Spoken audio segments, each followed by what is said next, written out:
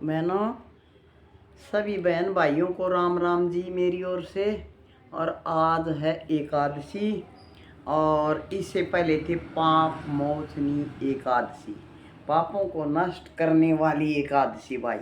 तो भाई एकादशी तो श्री कृष्ण जी के व्रत हैं, तो ये सभी एकादशियाँ जो हैं श्री कृष्ण जी की हैं, और श्री कृष्ण जी सबके दुख दूर करते हैं।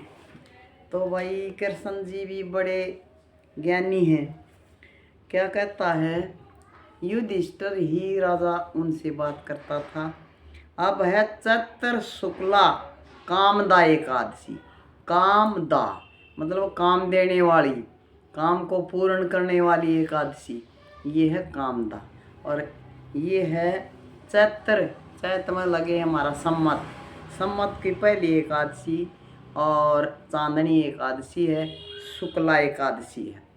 तो कृष्ण जी ने युधिष्ठिर राजा पूछने लगा, कृष्ण जी मुझे एक आपने वो एक आध पाप मोचनी एकादशी बताई, पापों को नष्ट करने वाली, लेकिन एकादशियों का बड़ा महत्व है। इससे और दूसरी एकादशी कामदा कौन सी एकादशी है जो कामों को पूर्ण करे?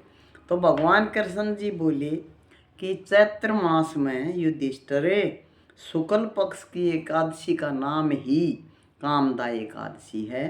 चैत के महीने में आती है और उस एकादशी का नाम है कामदा। तो इसमें क्या था कि इसका मातम राजा दलीप ने गुरु वशिष्ठ से पूछा था। राजा था दलीप, जिसने कि गुरु वशिष्ठ जी से पूछा था। क्या कहा था कि गुरु जी मेरे को कामदा एकादशी का महत्व बताओ। तो वशिष्ठ जी बोले, एक भोगीपुर नगर में पुंडरीक नाम का राजा राज्य करता था। वो उसकी सभा में गंधर्व जो थे वे गाना करते थे, गाना गाते थे, नृत्य करते थे, लीलाएं करते थे। तो एक गंधर्व और गंधर्वी मतलब पति पत्नी, ललित नाम का तो गंधर्व था और ललिता नाम की वह गंधर्वनी थी। मतलब गंधर्व की पति जो थी वो ललिता थी और उसका नाम था आदमी का ललित। तो पति पत्नी थे ललित और ललिता, नाम भी बड़े प्यारे भाई। तो उनका आपस में इतना स्नेह था, अगाध स्नेह था, अगाध प्रेम था, एक दूसरे के बिना रह नहीं सके थे, और एक दूसरे से सुंदर भी थे। वो नारी भी सुंदर थी, और ये गंधर्व जो था ललित वो भी बहुत ही सुंदर था, एक दूसरे पर मोहित थे। तो क्या कहता है कि भाई उनका अगाध प्रेम था दोनों का, और होना भी चाहिए। एक दिन राज्यसभा में, राजा की सभा में ललित गंधर्व ने गाना गाया। बड़े बड़े प्यारे गाने गाया करते थे दोनों, और ललिता उनके सामने थी, पत्नी सुंदर थी। वो गाना गाने लगा ललित, तो ललिता उनके सामने थी, वो उसमें मोहित हो गया, और उसकी समृद्धि में उसका गाना जो था वो अशुद्ध गाना लग गया, उसके प्रेम में बहक गया, और प्रेम में बहकने के कारण प्रेम में गाना गलत हो गया।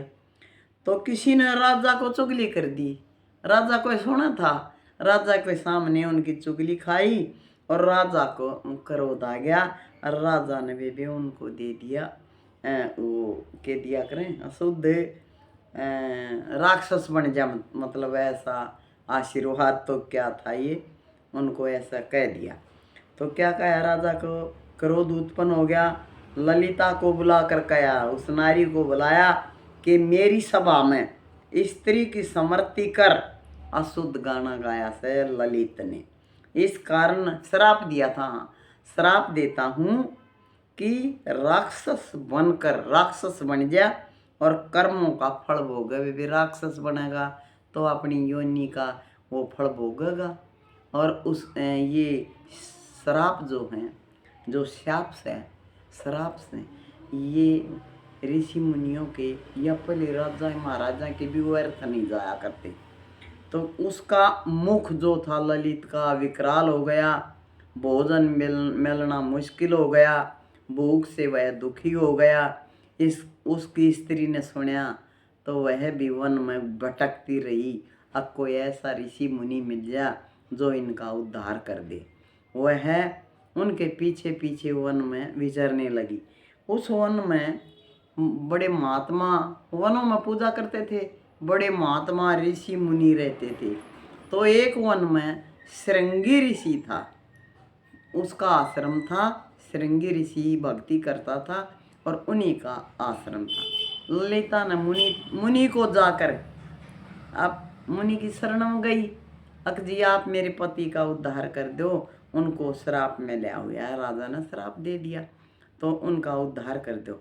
मुनि बोले कामदा एकादशी का विधि पूर्वक विधि सहित व्रत करके पति को अर्पण कर दो।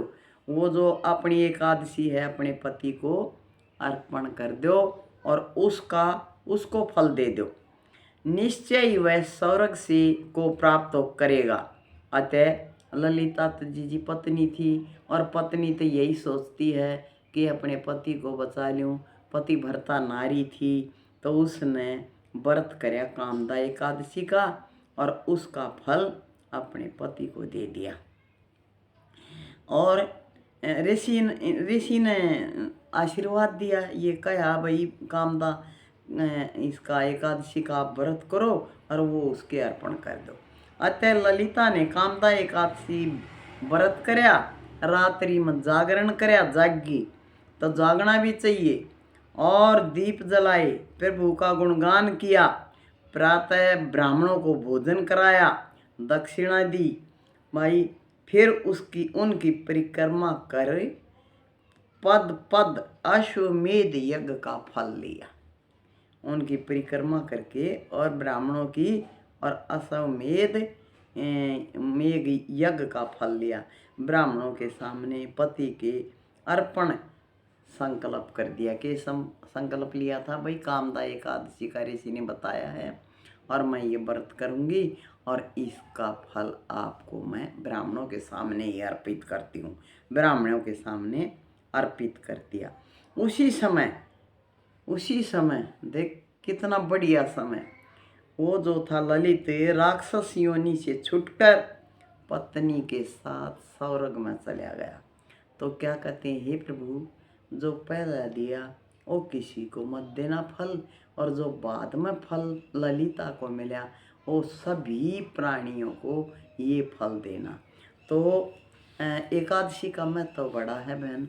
एकादशी व्रत करना चाहिए जिससे हम सारे पापों से छुटकारा पाते हैं, और राधे राधे राधे का गुणगान करना चाहिए।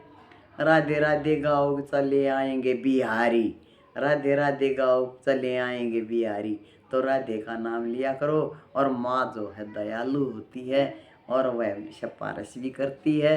तो माँ जो है राधा वही दयालु है, सबके घड़ी भरे, सबको धनवान बनाए, सबके झोली भर दे माँ।